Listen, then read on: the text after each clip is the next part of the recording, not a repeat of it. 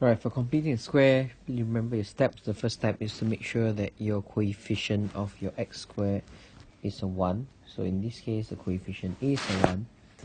So now you can move on to step number 2, which is to look at the coefficient of the x term.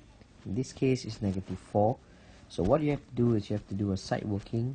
So the side working is basically you have to halve your coefficient of x, and after you halved it, you can actually write down the answer if you know what it is. And then you are supposed to reintroduce a 0 into it. So before that, you need to square your negative 2, and then you want to reintroduce 0, so the only way to get a 0 is to get a plus bracket minus 2 squared minus 2 squared.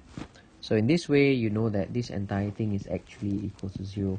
And if I introduce this back into the equation, the expression, there would not be any change. So how you do it, make sure you write your first two expressions.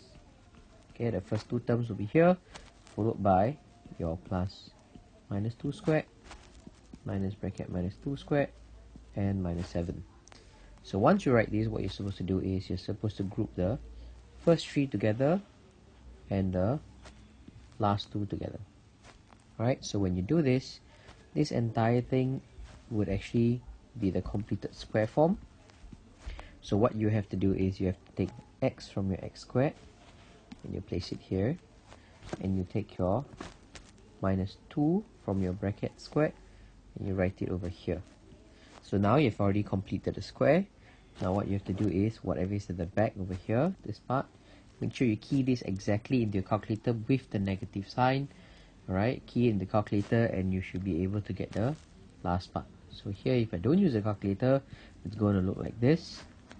Alright, so from here, I'll just simplify it. I get x minus 2 squared minus 11. So this is my completed square form.